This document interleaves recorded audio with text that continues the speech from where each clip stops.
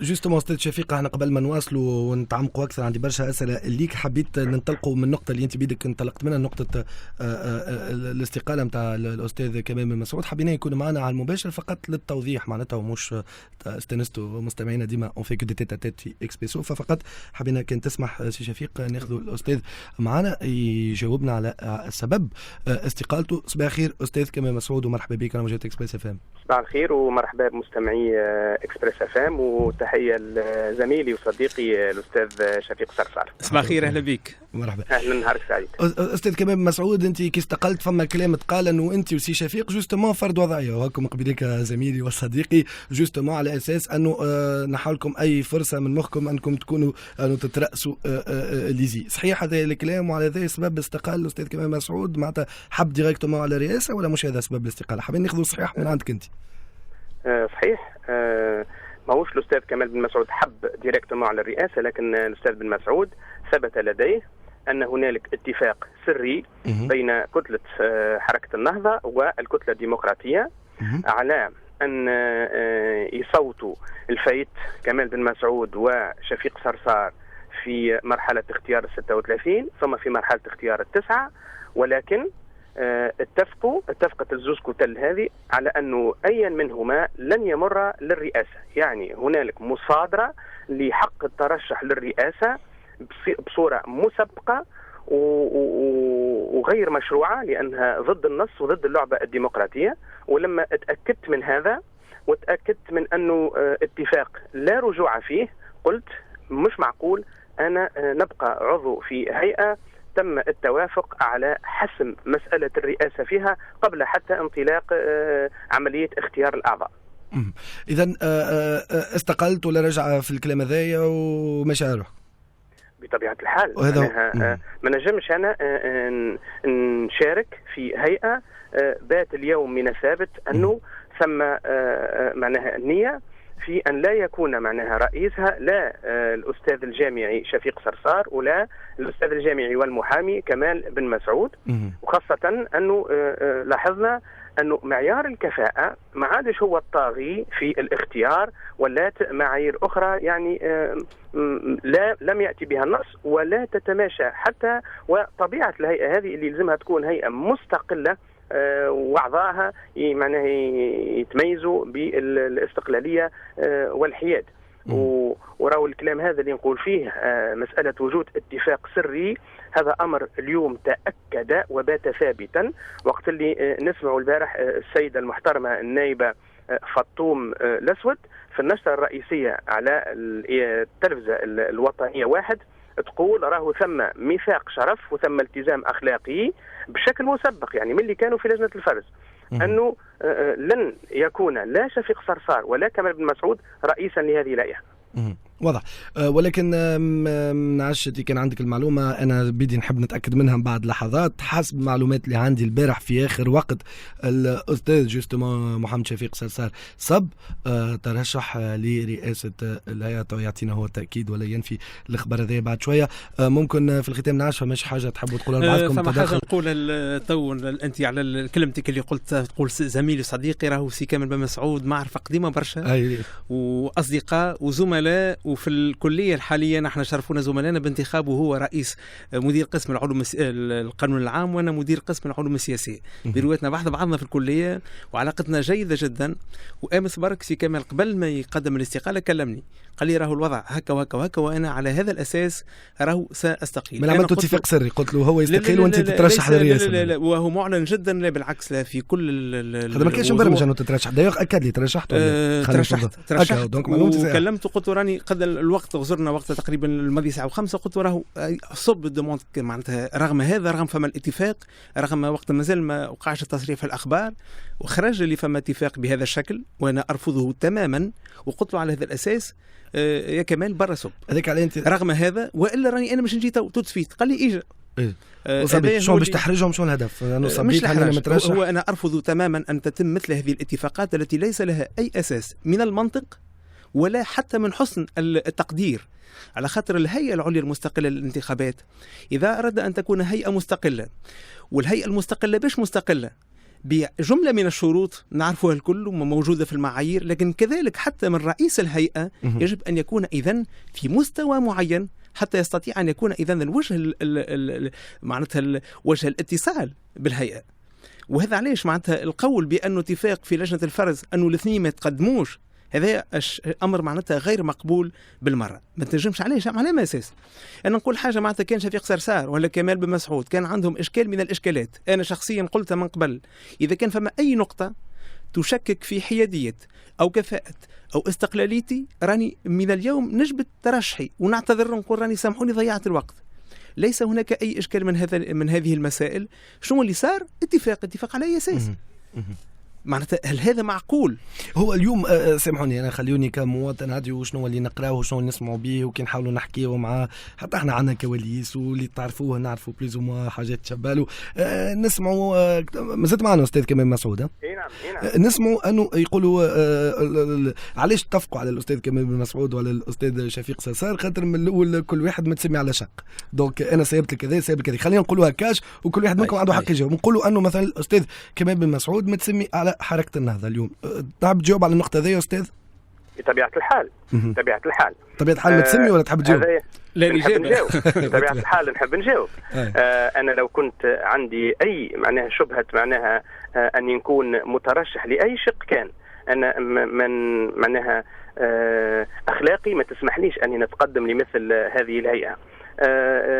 حزب حركة النهضة حزب كبير، حزب أغلبي، حزب فيه مناضلين، فيه أصدقائي عديد الأصدقاء والزملاء، وما هوش يعني تهمة أنه واحد ينتمي إليه ولا يكون قريب منه، لكن حقيقة الأمور أنا لا أنتمي لهذا الحزب ولست مرشح هذا الحزب. والأكثر من هذا ثم عديد المؤشرات تدل على أني مانيش مرشح حركة النهضة. لو كنت مرشح حركة النهضة، أولا في لجنة الفرز يعلم الجميع أنه وقع إسقاط اسمي من قائمة المرشحين الكبيرة متاع 108. ولو كنت مرشح حركة النهضة راهي لجنة الفرز نحب نذكر فيها 9 من النهضة على 22، وقع إسقاط اسمي رغم وجود معناها ممثلي حركة النهضة. ومشيت للمحكمة الإدارية وأنصفتني مشكورة المحكمة الإدارية ورجع اسمي في القائمة. ثم لو كنت أنا مرشح حركة النهضة يوقع الاتفاق السري هذا اللي مشاركة فيه حركة النهضة ومتفقة مع الكتلة الديمقراطية على أني لن أكون رئيس هذه الهيئة. يا أخي حركة النهضة إذا كان نكون أنا مرشحة عاد وباش نكون فاعل وناجع ونخدم مصلحتها كما ربما يذهب في اعتقاد البعض، راهي تدافع. هو جوستومون لوجيك استاذ يقول لك لا نتاعنا ولا نتاعكم يترأس، هذاك على بيدك قلت فما اتفاق سري لهذا لهذا. باش نقول لك انه الموقف هذا غير مقبول كما قال زميلي وصديقي الاستاذ شفيق صرصار، غير مقبول. علاش؟ لانه اما كمال بن مسعود وشفيق صرصار ما فيهمش الحياد والاستقلاليه ولذا طيحهم، والا فيهم الحياد والاستقلاليه وما تمنعش عليهم انهم يكونوا معناها في مستوى الرئاسه. على خاطر معناها اللي يشوف معناها التركيبه توا نتاع الهيئه التي لم تكتمل بعد يقول انه ما ثماش حتى سبب يجعل انه شفيق صرصار ولا كمال بن مسعود اللي هما زوز اساتذه جامعيين اللي هما اكبر سنا بالنسبه الى المترشحين، عندهم خبره طويله، يعني الجداره بالرئاسه معناها متوفره لدى هذا وذاك. نحب نذكر بحاجه اخرى زاده، انه انا في يوم 6 مارس يعني شهر بعد اغتيال الشهيد معناها شكري بالعيد، أنا عرضت علي وزارة العدل. عرضت علي وزارة العدل وقت اللي كانت الحكومة اللي بصدد التشكيل واللي رئيسها هو من حركة النهضة كانت يعني مغصورة ويلزمها وزير العدل. أنا اعتذرت وقلت راني مترشح للهيئة العليا المستقلة للانتخابات. هذه كلها دلائل بطبيعة الحال على أنه لا ما يمكنش. وأنا نستغرب من تصريحات النائب محمد البراهمي اللي معناها من المفروض هو مؤتمن على معناها تونس ومؤتمن على سن دستور للبلاد، كيف يتجنى ويقول كمال بن مسعود مرشح حركة النهضة والحال أنه عليه التحري. وأنا كنت نظن أنه معناها مستواه أرفع من هكا ورصانته أكبر من هكا باش معناها يتجنى على يعني إطار من إطارات تونس.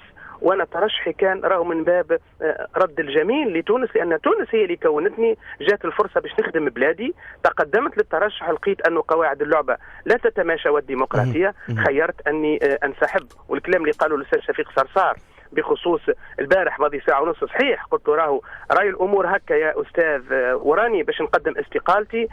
قال لي امام تغيير المعطيات هذه قال لي صب انت ترشحك للرئاسه. فقلت له لا، لانه لو ثم اتفاق على اقصائي واقصائك. قال لي ما لا تو نجي انا نصب الترشح نتاعي، وعلى ما يبدو هو توا قال معنا الاستاذ شفيق صرصار جاء وصب الترشح نتاعو. فوالا. نشكرك استاذ كمال بن مسعود. ما نعرفش كلشي كان عندك اضافه يظهر لي انا فيتو دوك تاكد استقالتك وهكا كل شيء واضح. وما شنو الاسباب نتاعك دونك هذا الاضافه الوحيده اللي نحب نضيفها اني خيرت الاستقاله اليوم، يعني اليوم 22 جويلية، يعني نتكلم بتاريخ البارح باش ما نزيدش ما نعطلش المسار نتاع اختيار الهيئه، وباش حتى لا اتهم بانني اعطل، لانه مازال العضو التاسع مازال ما اختاروش. ينجموا توا يرجعوا ويختاروا العضو الذي سيمثل يعني صفه او سلك المحامي. يختاروا من ثلاثه اللي قعدوا استاذ؟ النص ماهوش واضح، فما زوز خاطر زوز تأويلات اما من الثلاثه او يفتح باب الترشح من جديد. هذا بطبيعه الحال ان الامر بين يدي المجلس، وانا بما اني طرف في المساله ما نحبش نبدي برايي حتى لا احمل على اني اؤول لفائدتي، ولكن بس طنبيع عندنا الاستاذ شفيق صرصار ما فيها باس وهو قادر على ذلك. ولكن حبيت تضيف حاجه؟ قلت قلت ولكن نحب نأكد أنني ما زلت مصر على خدمة بلادي في مواقع أخرى. إذا معناها حجبت عني الهيئة هذه في مستوى رئاستها فإنني ماض إلى خدمة البلاد من مواقع أخرى وبنفس القناعات وبنفس الاستقلالية. مثلا تنجم تكون لا قل لي استقلت منها أنت دونك ما عادش تحط ثقة فيها، معناها خلينا نكونوا واضحين بلغة التونسي. بالمعطيات الموجودة الآن وبالاتفاق الموجود الآن لن أعود. كان يقنعوك عن هذا الاتفاق، وعندي ضمانات أنه سيتم الاختيار يعني بكل حرية وفي كنف الشفافية وبعيدا عن المقايضة. نجم ترجع كمان كان يقنعوك من الآخر النهار أنه لا وراه ذا الكل مش موجود وما فماش منه ورئاسة مثلا ترجع للأستاذ شفيق صرصار. مش يقنعوني أنه مش موجود وما فماش منه، لأنه ثبت لأنه شاهد من أهلها. يعني هذه عضو في لجنة الفرز قالت لكم البارح في شريط الأنباء راهو يوجد اتفاق بين كتلة النهضة والكتلة الديمقراطية على أنه لا سبيل لأن يكون لا كمال بن مسعود ولا شفيق صرصار رئيسا لهذه الهيئة. اش ما زال الكلام واضح. نشكرك على التوضيحات هذه كل أستاذ كمال بن مسعود. شكرا. يعيشك. شكرا. ولا أستاذ شفيق صرصار ترشحت البارح سكرها سي كمال بن مسعود. أنت مترشح كجاست ولا تأمن أنه تنجم تكون رئيس أنا شخصيا أعول على شيء، هو أنه هنا الأعضاء المجلس الوطني التأسيسي عندهم مسؤولية كبيرة برشا. اليوم عندهم الوقت في التفكير وفي الاختيار. راهو الاتفاق اللي وقع راهو اتفاق غير سليم وغير منطقي. اليوم إذا كان صار التصويت اليوم ولا غدوة ما نعرفش، على خاطر التصويت مرتبط أولا بإتمام قبل كل شيء العضو التاسع، ثم تعويض سي كمال، ثم هذم الاثنين الأعضاء عندهم الحق كذلك في إمكانية الترشح. دونك أعتقد بأنه تتأخر شوية عملية انتخاب الرئيس. هنا فما معناتها فسحة للتفكير الملي والجدي، إلى أنه راهو الهيئة المستقلة للانتخابات لا يمكن أن تنطلق من مثل هذه المنطلقات. راهو المنطلق يجب أن يكون أكثر منطقية وأكثر ديمقراطية. هذا هو اللي ونتصور أنه فما جزء كبير من النواب اللي مش يكونوا أنا معناتها في كل الحالات قدمت هذا الترشح كما قلت أنت، فما نوع من رفض مثل هذه الاتفاقات.